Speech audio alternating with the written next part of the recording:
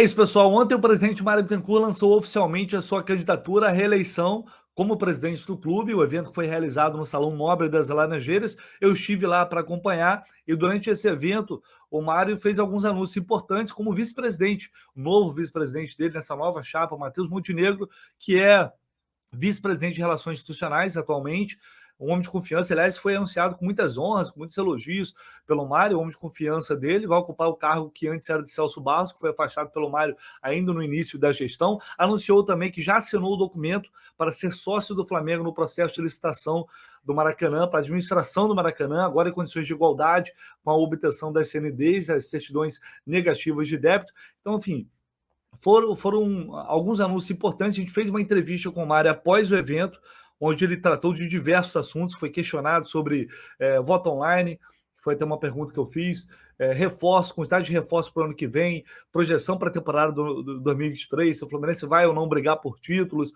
negociação com o Matheus Martins, esse processo de licitação aí do Maracanã, com a entrada agora do Vasco como adversário, enfim, e algumas outras situações de campanha que o Mário abordou nessa entrevista, e eu vou trazer aqui para vocês agora a entrevista completa para vocês assistirem aqui no canal do Lessa. Antes, no entanto, durante esse evento de lançamento da chapa, o Mário falou uma coisa que chamou a atenção de todo mundo. Eu publiquei isso nas minhas redes sociais, assim como outros jornalistas, que foi ele garantindo que o Fluminense vai ser campeão da Libertadores no ano que vem e bicampeão carioca.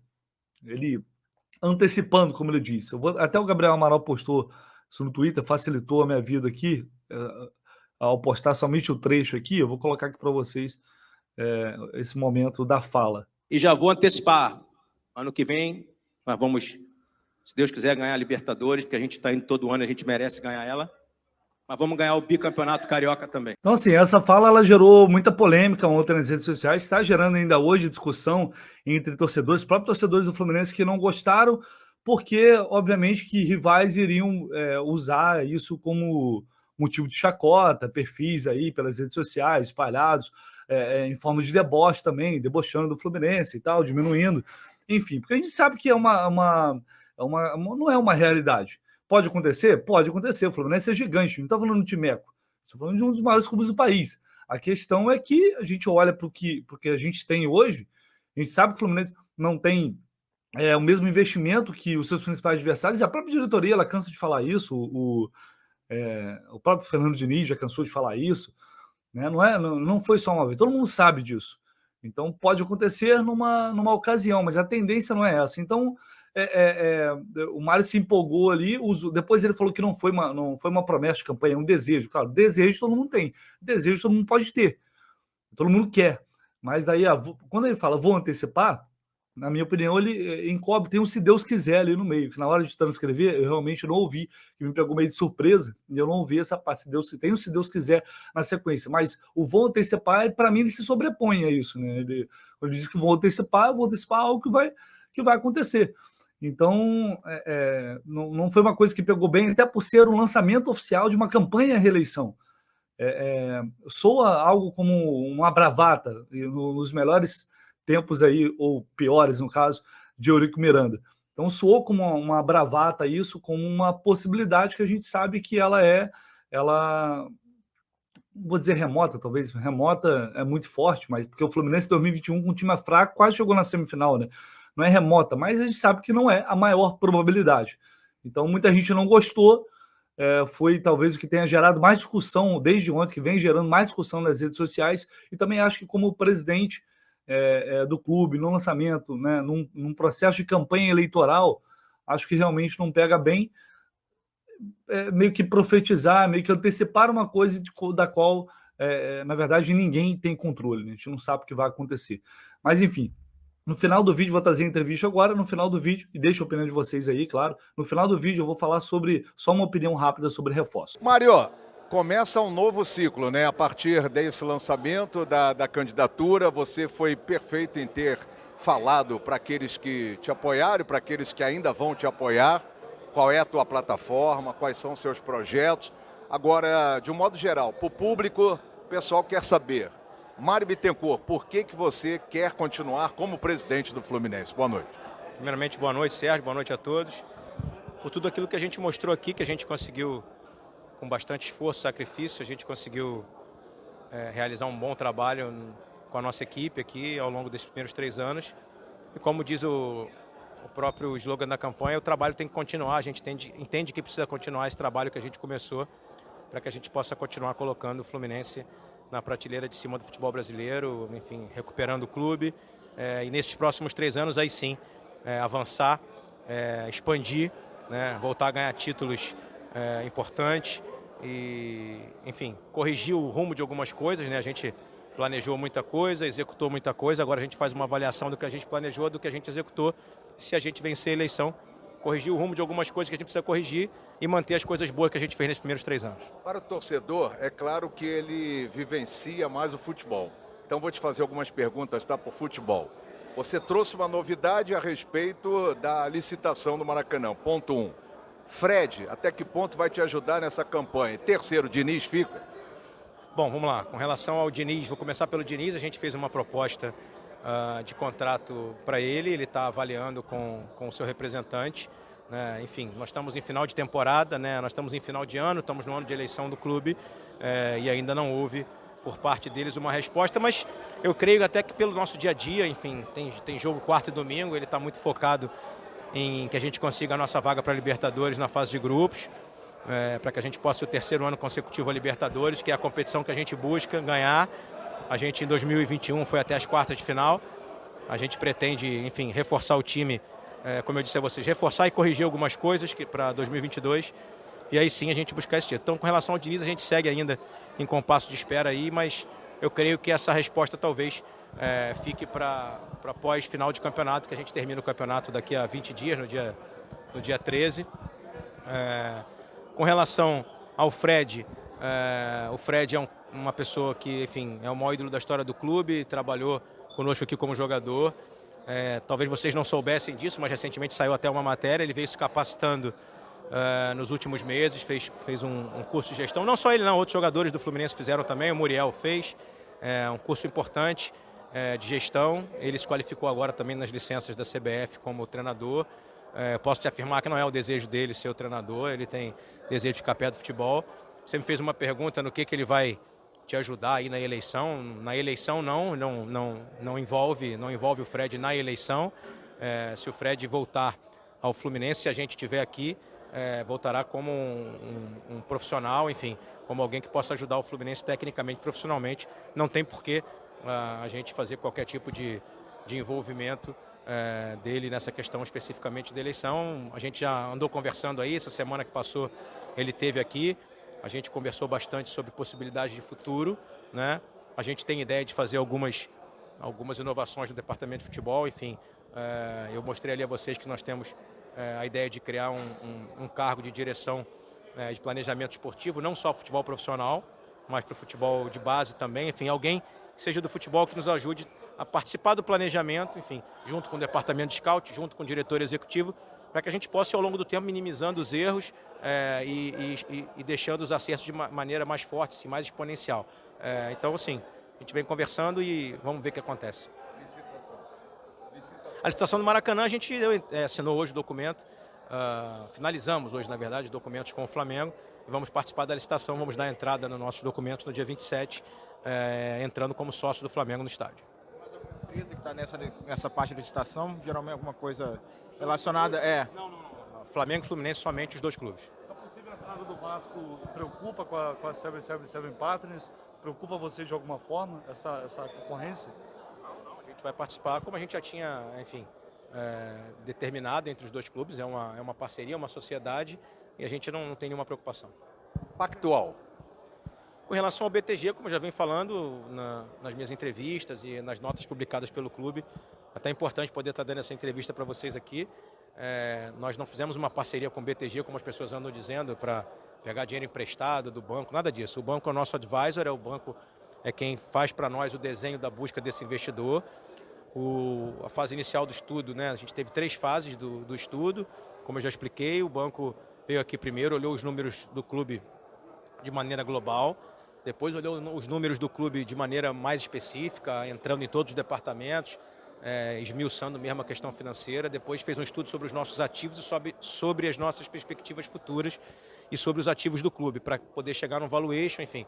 A gente tem Xerém, tem a marca, né, tem o futebol profissional, e nós estamos com o desenho já praticamente pronto para ir ao mercado e aí buscar, como eu disse a vocês, um modelo de investimento exclusivo para o clube. Qual vai ser esse modelo? Aí, enfim, tem 3, 4 possibilidades. Quando chegar o momento, eu teria que, obviamente, levar isso ao conselho deliberativo, conselho diretor. Repito, tudo isso, as coisas ainda vão evoluir agora no final da gestão. Se a gente vencer a eleição, aí a gente vai seguir. Se a gente não vencer, o projeto é do clube, não é um projeto nosso, enfim. E aí a gente vai avaliar mais na frente. Michael Ribas aqui do Cariocado e saudações tricolores.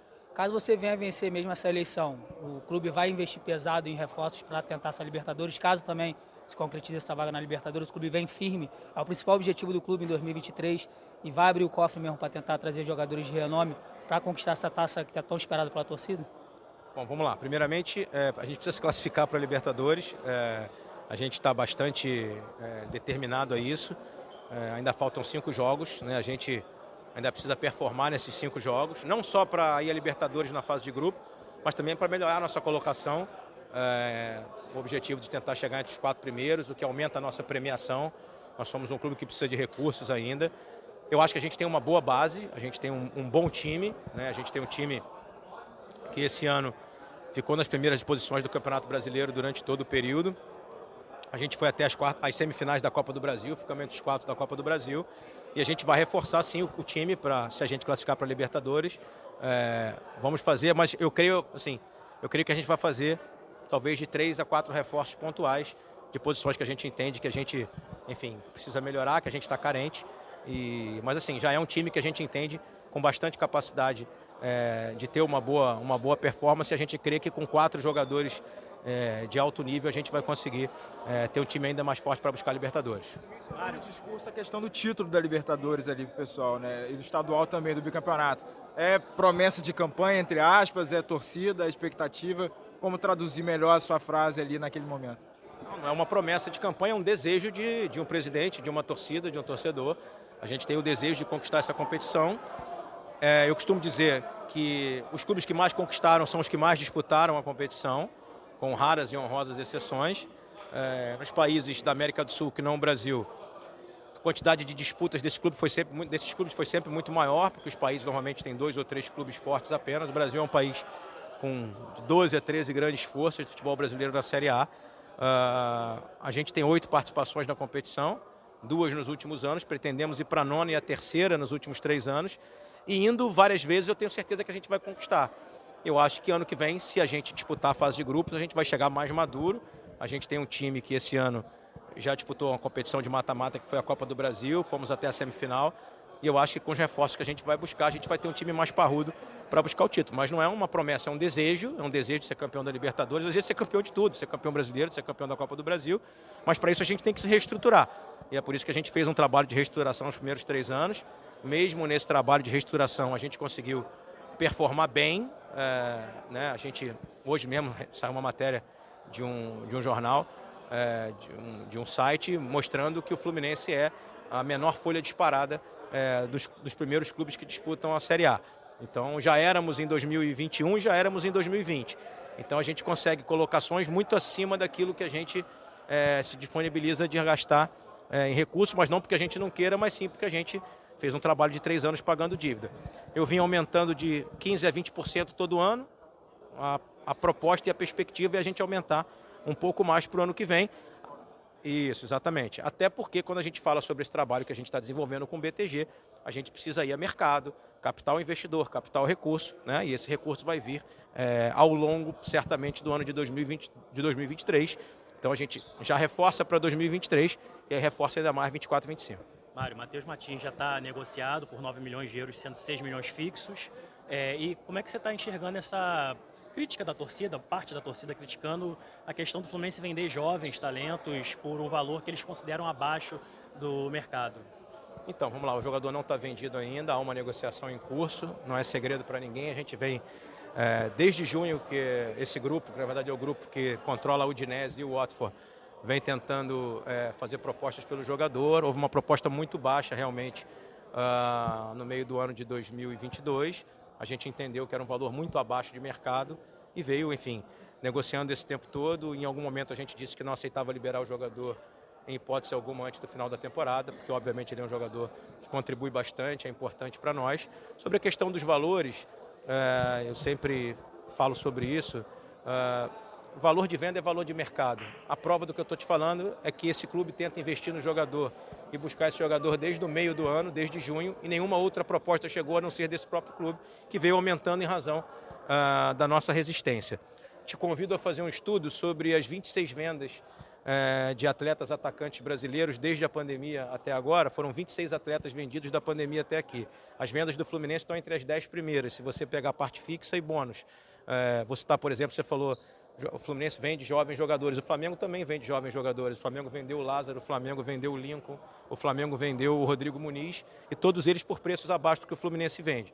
Então as pessoas dizem, o Fluminense vende somente porque tem dificuldade financeira. Não, vende porque tem dificuldade financeira sim, precisa pagar suas contas, precisa se reestruturar, mas vende também porque as propostas chegam, os atletas sabem que vão ganhar valores muito acima do que ganham, e clubes como o Flamengo, que faturam mais ou menos de 4 a 5 vezes mais que nós, também vendem os seus jogadores jovens, como o Atlético Mineiro vendeu a sua a maior joia da base por valores menores do que a gente costuma vender, e é um clube também com bastante poderio financeiro, como o Palmeiras vendeu o Gabriel Veron por 10 milhões de euros, que é um jogador feito na base do Palmeiras, que jogou 2 finais de Copa Libertadores, e o Palmeiras é um dos clubes mais ricos no momento no Brasil e também fez a venda. As vendas de jogadores são inerentes ao mercado de futebol sul-americano, que tem que resistir ao poderio econômico europeu. É assim desde sempre. Se você buscar as vendas da década de 90, enfim, jogadores brasileiros que foram vendidos jovens, como Romário, como tantos outros. O que eu costumo dizer para as pessoas? Adorei a sua pergunta, porque a sua pergunta ela tem o seguinte viés. Eu acho que chegará o momento, e eu torço para que esse momento chegue rápido, que a gente possa recusar as vendas. Recusar as vendas é diferente de vender pelo preço que o mercado paga. E por que eu estou dizendo isso? Quando você recusa uma venda, você corre o risco de no futuro o jogador valorizar, mas se você não precisa fazer aquela venda, naquele momento você corre o risco, que o futebol é um negócio de alto risco, onde um atleta, num final de semana, as pessoas acham que ele não vale nada, e no outro as pessoas acham que ele vale muito, e assim sucessivamente. O que a gente está trabalhando aqui é para que o Fluminense possa recusar essas vendas com mais frequência. E aí, recusar essa venda significa manter esse jovem aqui, aumentar o salário dele de maneira muito significativa para que ele não fique tentado a sair do país, porque a gente não tem como cobrir, a gente não, nenhum clube brasileiro tem como cobrir as ofertas salariais que são feitas aos atletas. Mas, repito, se você fizer uma busca dos últimos 26 atacantes brasileiros vendidos desde a pandemia para cá, as 3 ou 4 vendas do Fluminense estão entre as 10 primeiras, acima de muitos clubes que têm muito mais dinheiro que nós. Não sei se você lembra os valores, mas, por exemplo, o Lincoln foi vendido por 2,4 milhões de euros pelo Flamengo, recentemente o Lázaro por 7 milhões de euros, e é um clube que teoricamente não precisa vender. Mas vende porque também tem uma outra questão, que é, como tem dinheiro para contratar jogadores muito caros, acaba não usando a base. A gente, como usa muito, acaba chamando mais atenção, porque a gente produz muito, usa muito, as pessoas vêm aqui para buscar os nossos jogadores. Voto online foi uma das suas propostas de campanha na sua eleição. Por que não foi possível viabilizar algo que a torcida cobrou bastante também? O que foi o principal empecilho para que não fosse possível viabilizar para esse pleito eleitoral? Na verdade, era um desejo nosso a implementação. Eu já também expliquei isso bastante vezes a vocês. A gente montou uma comissão interna para estudar o estatuto do clube. Contratamos o parecer de um grande nome que foi do Ministério Público, inclusive que implementou as eleições online no Ministério Público. Esse parecer deixou muito claro aquilo que a gente já imaginava, que para fazer a implementação desse sistema há necessidade de mudança do estatuto do clube e das regras eleitorais. A prova do que eu estou te dizendo é que um dos pré-candidatos à eleição do clube entrou com uma ação na Justiça contra o Conselho Deliberativo do clube, e a decisão de mérito desse processo, de primeira instância, foi dizendo justamente o que dizia o nosso parecer, que há necessidade de mudança do estatuto por uma série de motivos, de regras do clube. Então, para que a gente possa implementar isso, a gente vai precisar mudar o estatuto e mudar o estatuto como um todo. E para mudar o estatuto de um clube, é necessário que se faça, aspas, uma constituinte para mudar o estatuto todo, inclusive outras coisas que a gente quer mudar no estatuto do clube, caso a gente ganhe a eleição, como mudar as regras de governança, responsabilização de dirigentes, etc. E aí o voto online poderia entrar nessa mudança estatutária para o futuro. Então é isso, assim, a gente respeitou as ações que foram movidas e as decisões são todas no sentido de que a implementação neste momento infringiria o estatuto do clube. Vou te dar um exemplo claro disso, por exemplo, o Estatuto do Clube prevê que os sócios possam chegar no último dia e fazer a quitação, por exemplo, das suas mensalidades para poderem votar aqui na eleição.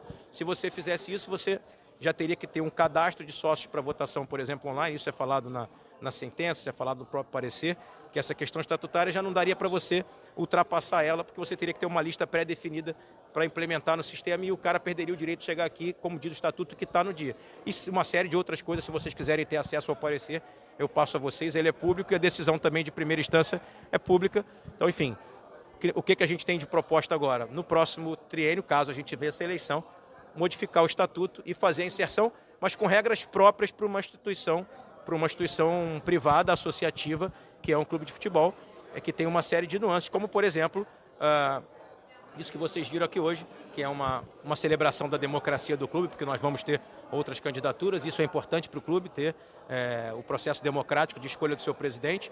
Uma coisa que ninguém fala é que o Fluminense é o clube mais democrático do Rio de Janeiro. É o único que o sócio-torcedor tem direito a voto. Que é a coisa mais importante que deveria ser dita, que é, dos 4 clubes do Rio, o Fluminense é o único que o seu sócio da arquibancada pode escolher o presidente do clube. Mas as pessoas ficam se atentando a uma única questão, e aí me desculpe, usando de maneira política essa única questão, e esquecendo que a nossa eleição vai ter muito mais votante que a eleição dos outros 3, como a de vários outros clubes do Brasil, como Palmeiras, São Paulo, por exemplo, que não tem votação do sócio-futebol. E aqui, o Internacional, o Grêmio, por exemplo, nós temos votação de sócio-futebol. A grande maioria esmagadora de sócios do clube está no estado do Rio de Janeiro, na cidade do Rio de Janeiro, então todos podem ter acesso às Laranjeiras, vir votar. A eleição é avisada com um mês de antecedência, tem um edital, as pessoas sabem, vocês têm os canais, os torcedores vêm votar porque vocês fazem essa divulgação. Então, assim, no futuro, a ideia, sim, alterando o estatuto, a gente inserir para ter mais essa opção de voto para o torcedor. E qual é a previsão? Não houve. Qual é a previsão, Mário, que você imagina em termos de sócio-torcedor para o pleito do dia 26? Tem como hoje fazer alguma ideia, uma estimativa? E outra coisa, você tomou conhecimento do bastidor que existe a possibilidade dos candidatos se unirem contra você? Bom, vamos lá. Com relação à quantidade de sócios que vêm votar, a gente ainda não fez a linha de corte, porque ainda tem que fechar o mês antes da eleição para a gente ter a lista de sócios votantes que todos os anos o clube divulga. Para você entender, a Assembleia Eleitoral ela é cuidada pelo Conselho Deliberativo, pelo Departamento Jurídico do clube já há muitos anos. É muito importante a gente lembrar ao nosso torcedor que o Fluminense nunca teve eleição judicializada, né? O Fluminense sempre elege o seu presidente assume e consegue governar, o que é salutar para o clube, né? Porque um clube que é governado por liminares acaba indo à bancarrota. Então, assim, é muito importante para nós que o processo seja um processo limpo, como sempre foi. Eu fui derrotado nas eleições de 2016, aceitei o resultado, cumprimentei meu adversário que venceu a eleição e fui tocar minha vida e desenvolver o projeto para 3 anos depois. Em 2019 eu fui bem sucedido e agora estou disputando a 3ª vez. Então o procedimento vai ser exatamente igual, foi todos os anos, depois das chapas inscritas, todo mundo vai ter acesso à quantidade, aí vocês vão ter a quantidade de sócios que podem votar. Ainda não está definido, mas com certeza é uma quantidade de sócios maior do que a eleição de 2019, em que pese, acredite você ou não, que na eleição de 16 tinha mais sócios aptos do que a da de 19. Né? Tinha mais sócios aptos em 2016, eu fui candidato nas duas, recebi as 2 listas. Então lá tinha mais candidatos aptos que agora. Agora, com certeza, a gente sabe que terá mais sócios aptos do que 19 e 16. E os 3 se unindo contra você? É uma coisa da eleição, não há nenhum problema com relação a isso. Fica mais acirrada a disputa? Não sei, as urnas é que vão dizer. O estádio das Laranjeiras, do Manuel Schwartz, que seria usada para jogos oficiais. Seriam jogos oficiais mais campeonato estadual? Brasileiro ou nenhuma chance. Campeonato brasileiro Pegando o gancho dessa pergunta, vai utilizar apenas Laranjeiras para jogos do campeonato estadual ou tem uma previsão de shows, de abrir? Ótimo, isso. Ótima pergunta, Rodrigo. Sim, a nossa ideia o projeto está pronto, tá? A gente vai apresentar em breve. É um projeto de restauração do estádio, de preparação do estádio para receber jogos de pequeno porte e para que seja um estádio que vire a melhor arena de shows do Rio de Janeiro, tá? Para que a gente possa fazer shows aqui também, quando da não utilização do estádio.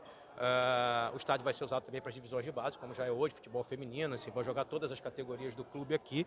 E a nossa ideia é jogar, assim, de 4 a 5 jogos do campeonato estadual. Por que a restauração e não a construção do estádio novo? Porque a gente consultou todos os órgãos competentes. O Fluminense tem tombamento área vermelha, que é um tombamento a nível municipal, estadual e federal, e não poderíamos derrubar e fazer um estádio novo. A ideia é restaurar o que nós temos aqui, como repito, o projeto está pronto dessa restauração, e aí sim buscar uma fórmula onde a gente possa rentabilizar. Laranjeiras precisa ser rentabilizada. Então a gente precisa rentabilizar Laranjeiras jogando futebol e também utilizando como uma arena. Você viu aqui que nós fizemos shows como do Lulu Santos, Ferrugem, etc. E aí sim, algumas ideias, por exemplo, como talvez, e aí a se discutir, mas possivelmente sim, buscar um campo sintético, para que a gente possa também utilizar aqui em vésperas de jogos contra os clubes que tem campo sintético, né? E a gente poder fazer uma arena de shows aqui. E deixa eu complementar, né, essa questão. Na sua campanha anterior, você falou que o Fluminense voltaria a treinar em Laranjeiras para ficar mais próximo da torcida. Fez alguns treinos, né, em véspera de jogos e tal, e deixou de lado. Vai voltar? Então, vamos lá. Na verdade, a gente fez logo um primeiro treino em 2019, depois a gente teve a pandemia e não conseguiu realizar os treinos durante a pandemia, porque você precisa entender o seguinte: a estrutura que a gente tem aqui hoje é uma estrutura muito incipiente, então todas as vezes que a gente treinou aqui, que foram, sei lá, 2 ou 3 vezes, a gente teve que trazer tudo do CT para cá, imagina tudo, até as frutas e etc. Então, a gente teve um custo para trazer o treino para cá, porque as estruturas hoje não permitem que a gente possa treinar aqui com frequência. A ideia da restauração engloba também ter toda a estrutura para quando a gente quiser treinar aqui, a gente possa vir, bastando que os jogadores venham de carro. Então, todas as vezes que aconteceu, tivemos que trazer o ônibus, enfim, tivemos que trazer todas as macas de fisioterapia, os aparelhos, e isso realmente traz, assim, a gente tinha essa alegria, tem essa alegria, mas você imagina que tem que desmontar todo o departamento de futebol e trazer para cá. Aí a gente vai replicar toda a estrutura aqui no estádio, a gente vai poder treinar aqui com mais frequência. Posso fazer uma pergunta? Da minha parte, obrigado e boa sorte. Só do Vinícius. Mário, só rapidinho aqui, Mário. Porque eu estou tentando essa pergunta. Olha só, há alguma previsão de divulgação dos balancetes desse ano? Sim, há previsão sim. Na verdade, primeiro para esclarecer para vocês todos, para a torcida, para os jornalistas, a gente publica anualmente o balanço do clube previsto na Lei Pelé, sempre em abril. Os balancetes são ferramentas de gestão em que a gente, obviamente, criou a questão do portal da transparência para publicar os balancetes, tá? Só que acontece que a gente chegou aqui antes da pandemia e os números, a gente tinha muita dificuldade de identificar os números, tá? Porque o clube tinha um processo muito arcaico, muito antigo, os dados eram inseridos em tabelas de Excel e etc. E a gente, logo depois que terminou realmente a pandemia, ou seja, no início desse ano, a gente comprou um sistema de atualização desses dados, que é um sistema super moderno usado nas grandes empresas, tá? E esse sistema de coleta de dados. Obviamente, como toda empresa que não tem um sistema desse implementa esse sistema, houve uma grande dificuldade de implementação com relação a treinamento de funcionários, houve uma resistência, óbvio, porque você imagina uma casa de 120 anos, a gente sempre botou desse jeito, porque a gente tem que trocar para cá, e a gente ao longo desses meses veio conseguindo inserir, e a gente queria ter mais fidedignidade na publicação dos números, tá? Isso está ficando pronto, e a gente acredita aí que até, sei lá, dia 10 de novembro, a gente esteja publicando os balancetes dos 2 primeiros trimestres de 2022. Então, assim, sobre reforços, como eu disse para vocês, para mim é muito pouco, 3 ou 4 reforços. O Fluminense vai precisar de mais um zagueiro. Perdeu o Lucas Claro, vai precisar de mais um zagueiro. Lateral esquerdo, no mínimo. O volante, perdeu o Nonato, tem que repor essa saída do Nonato. E vai sair, o Wellington vai sair também. Então você tem que ter um primeiro volante de reserva. E sabe lá Deus até quando o André vai ficar, né? O Natan vai sair. Você não vai ter mais um meia para ficar no banco, meio de qualidade, não vai precisar.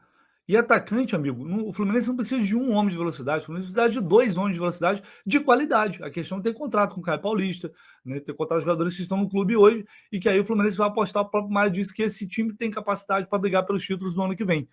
Eu discordo 3, 4 reforços diante da situação atual, eu acho pouco. Se o Fluminense quiser realmente brigar por títulos no ano que vem, pelos grandes títulos, vai precisar investir mais. E essas contratações, acima de qualquer coisa, além de chegar, elas precisam ser acertadas. É a minha visão, pelo menos. Deixa aí, ó, o like, não se esqueça, hein, like no vídeo, se inscreva aqui no canal, que é muito importante. Não custa nada você deixar o seu like aí. Tamo junto. E até logo mais. Logo mais tem jogo. E eu vou voltar aqui para trazer tudo o que aconteceu, toda a repercussão de Fluminense e Corinthians e Fluminense lá na Neoquímica Arena. Valeu, galera. Um abraço.